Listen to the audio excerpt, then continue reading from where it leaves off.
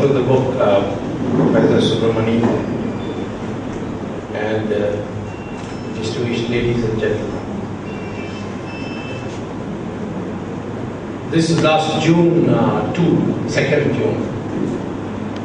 I had been in New York for a day, just a day.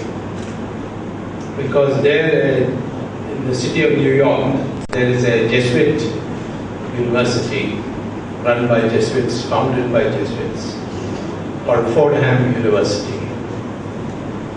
And they invited me to give a lecture, for which they were ready to pay me first-class airfare to come to New York and go back in just one day. And I thought it would be a lecture on my theoretical researches on economics. But I found that they wanted me to speak on the Hindutva principles of economic development. I was really surprised when this topic was proposed to me, that Hindutva principles of economic development. It's not that I have not written on it, nothing in international journals. I've written in Indian magazines, papers, newspapers, etc. So I went and addressed the meeting. It was presided over by the president of the university. So it was a university function, which now they have the substance of my lecture, they have published in their website of Fordham University. Afterwards we had dinner, and I asked them, I am surprised that you are Jesuits and you wanted me to come all the way from India to give you a lecture on Hindutva principles of economic development. Why is it so? So the president explained to me that now there is growing interest in the United States in all matters connected with Hinduism. And there are special scholarships and grants being given by the United States government to study these, both critically and in favorably. And he gave me the example of yoga. How yoga is now completely and universally accepted in the United States. He also said that there are so many sadhus and sannyasis in America who have set up ashrams there.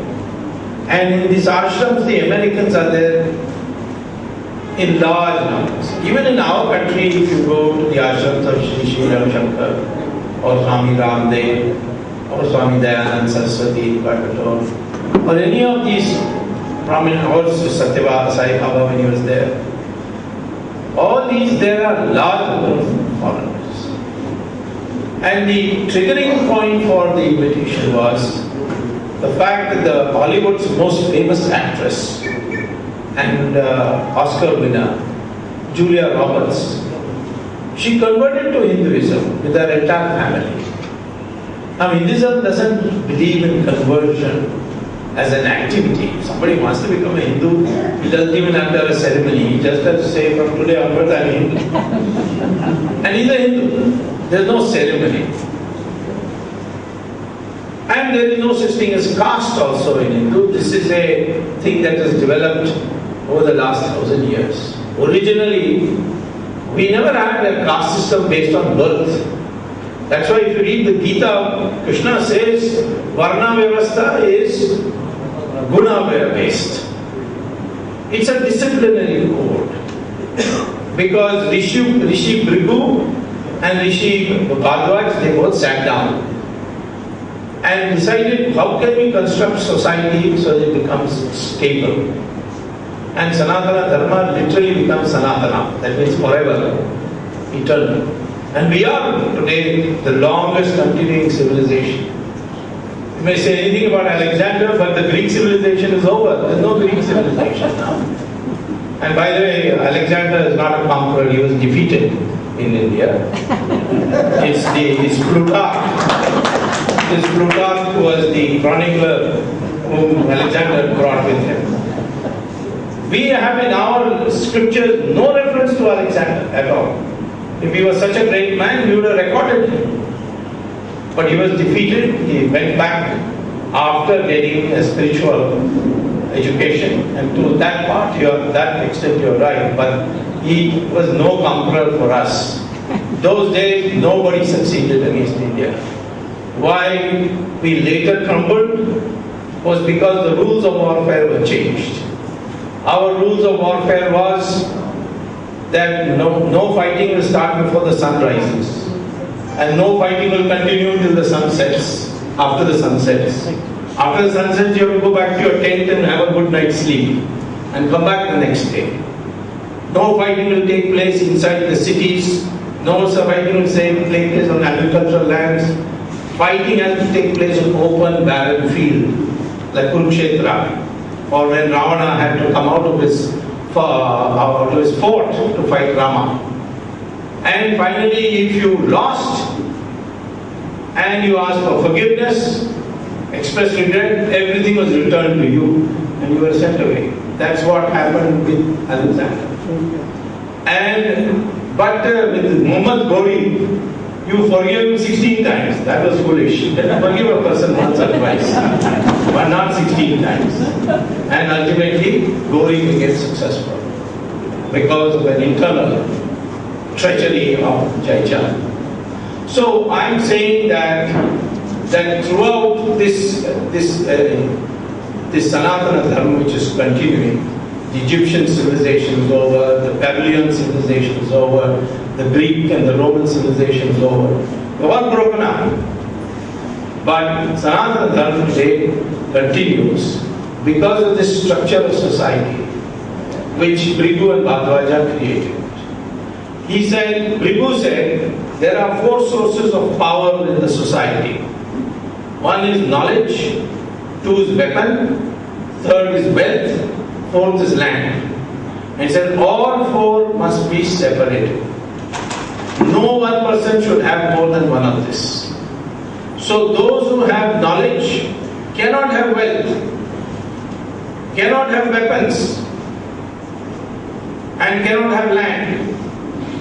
Today, if you want to qualify to be a Brahmin, you must be of learning, and you mustn't have any wealth.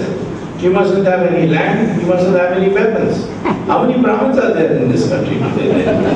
Maybe 1 or 2. They may be in the hills, they may be in the Ramakrishna mission, they may be in the ashrams. But generally, if you say I am a Brahmin because my father was a Brahmin, that is not the original concept. Similarly, the Kshatriya had weapons, but he could not make policy. He could not declare war. He could not give justice, general justice. I mean, he was not a upholder of the law. He was upholder of the law, but he couldn't make law. For that, he had to go to the rishis, to the Brahmins, and ask them to advise him what to do. Those who had wealth, they were certainly respected citizens of the society. But wealth did not decide your status. Status was not decided by wealth. Contrary to today's globalization, where wealth decides your status. The more money you have, the more higher status you have in society. This was not our Sanatana Dharma. Those who had land had to produce, for the society. Those who had wealth had to engage in philanthropy. There was a system for pushing people out of society, which unfortunately became birth-based. But that too was not birth-based. If you committed a social crime and the society decided, the panchayat decided to keep you out, didn't mean your children were that. Valmiki came from one such parents. Valmiki was considered today in North India as a Dalit. But Saraswati gave him the knowledge, he became a Maharishi and he wrote the Ramayana. He was not a Brahmin, but he became a Brahmin because of his learning. He became a Maharishi. Vedavyasa, who wrote the Mahabharata, his mother was a fisherwoman. His parents were not Brahmins. Nor was Vishwamitra's parents Brahmins. Vishwamitra's parents were Kshatriyas. But he became Rishi of Rishis. Even he challenged the gods. He created a parallel universe. What about Kalidasa? He was a hunter. Became poet of poets. Maharishi of Kavita. So there is no substance that our Varna or caste, as it's called by the British, is birth-based. And somehow it got connected with birth, and that's why it is degenerated. Today the caste system is out of date. It must be scrapped, and all of us, those who are Hindus, should say we are nothing but Hindus. That will be the only way we can bring about what in Tamil we call as Marumalarchi or Renaissance. Of course, even those days, Brahmins could not do anything they wanted. If they were above the law, they had to be punished. Ravan was a Brahmin. How many people know this? I find lots of Dravida Kadagam people's names are Ravanan, and yet they hate Brahmins. How can you have a name like Ravan? Ravan was a great Pandit of Samaveda. I had once a long argument with Karnanidhi on this. Because he was saying our God is, our Devta, our Devan is Ravan. And this man from North India, he killed him. Of course, Rama was not a Brahmin, Rama was a Kshatriya. And he killed the Ravan, he killed the Brahmin. And all the Brahmins worship Rama, they don't worship Ravan. They will say he killed one of our caste man. So, of course, Rama respected the institution of the Brahmin. So therefore he did a Brahma Hatya Dosha Parihara. He did puja in Rameshwaram. So therefore, this was a division of labor based on your ability or gunas, as Lord Krishna said. And that gives stability to society because it placed on a pedestal, knowledge on the pedestal. And so when you get knowledge, you have the greatest veneration. This idea first struck me many years ago when I went as a PhD student to Harvard. And my classmate asked me, how can you have Mahatma Gandhi as a leader of your country? I said, why he can't be leader in America? Such a great man. He said, America? If he was in America, we would have put him in jail for indecent exposure. So I said, what do you mean by that? He said, because he had only one piece of cloth on him. And he was almost naked. In our country, a leader must have a nice tie, coat, and the best suit. And he should be the best dressed person. Many of our ministers imitate that. Once recently, Chidambaram went with his two tie and coat into a New York hotel, and they mistook him for the waiter of that hotel.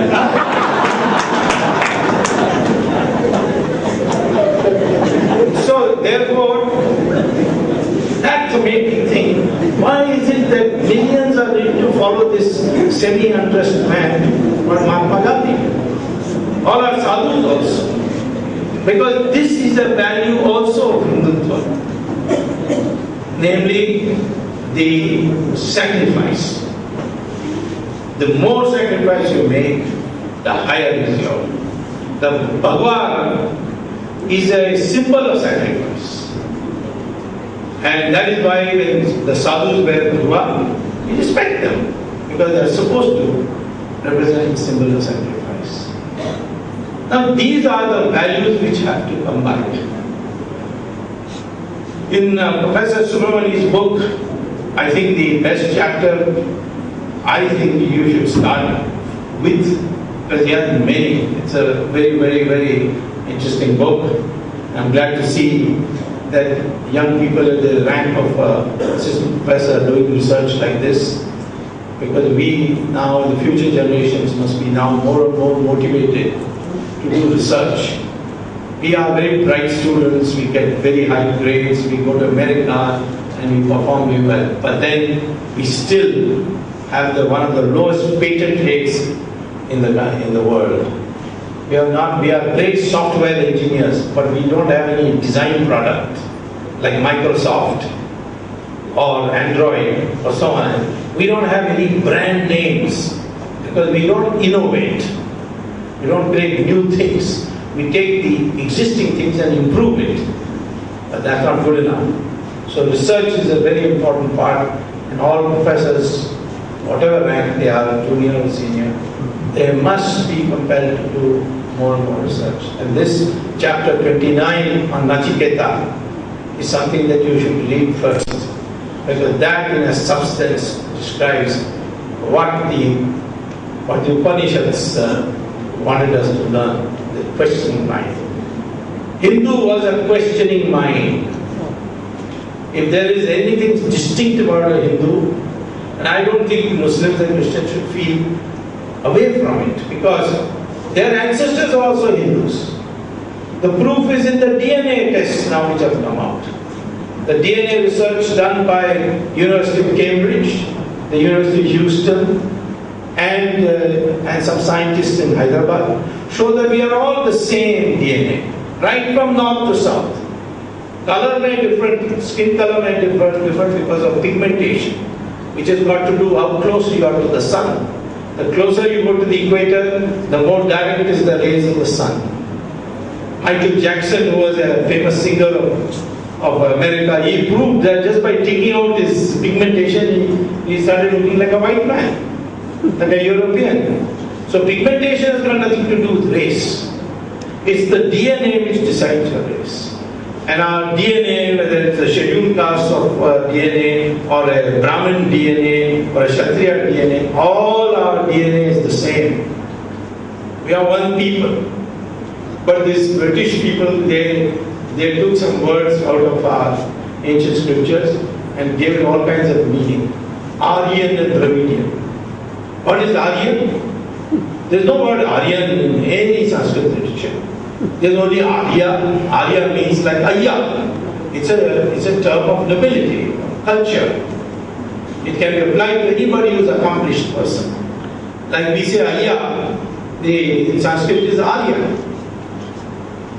And Dravida, the first person to use the word Dravida was Adi Shankara when he went to Varanasi to challenge Madura Mishra to a debate, what we in our tradition call as Shastrat.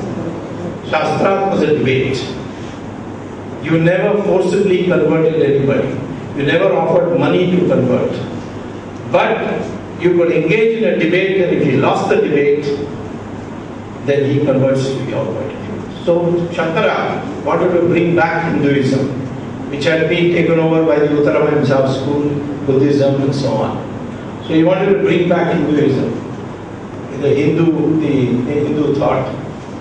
And he engaged the foremost spokesman of Paramahamsa school, Mimamsa school, Madura Mishra, in Varanasi. And so they decided that they will have a debate. But Madura Mishra, the topmost scholar of Paramahamsa school, and here the topmost scholar of Advaita, who's going to be the umpire? So Shankara suggested the wife of Madura Mishra. And the debate took place. The first question the wife of Madura Mishra asked is, who are you? So he said, I'm a Dravida Shishu. And there are many interpretations of what that means. Shishu, of course, means child. But Dravida, the interpretation I have seen, unless I am corrected on this, is a sandhi of two words, Tra and Vidu, which means where the three coasts merge or come together, and that means South India. So Dravida is a regional term, and it has nothing to do with race. There was Aryans, and then there were Dravidians. First there were Dravidians, then the Aryans came from Europe and drove the Dravidians to the south. This is the theory that Mr. Karnanidhi gave me once. So I told them, no, Dravida. No, he said Dravida means non-Brahmin, Aryan means Brahmin.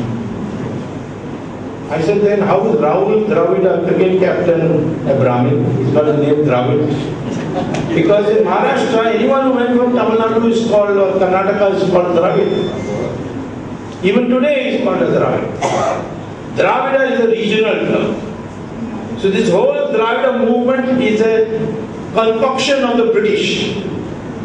It's a matter of regret that for such a large number of decades in our country, in this state, instead of connecting ourselves with the rest of India and being part of the great tradition, we chose to fall prey to the British and accept this nonsensical concept which the British gave us of Dravida as a separate race. That is why I kept saying that Ravana was a Brahmin, but he broke the law, so he had to be punished. And you have to learn from that no one is above the law. The singular distinguishing characteristic or feature of Sanatana Dharma, which is appealing to the Americans. Now, a large number of books have come out in America. American Veda by Philip Goldberg.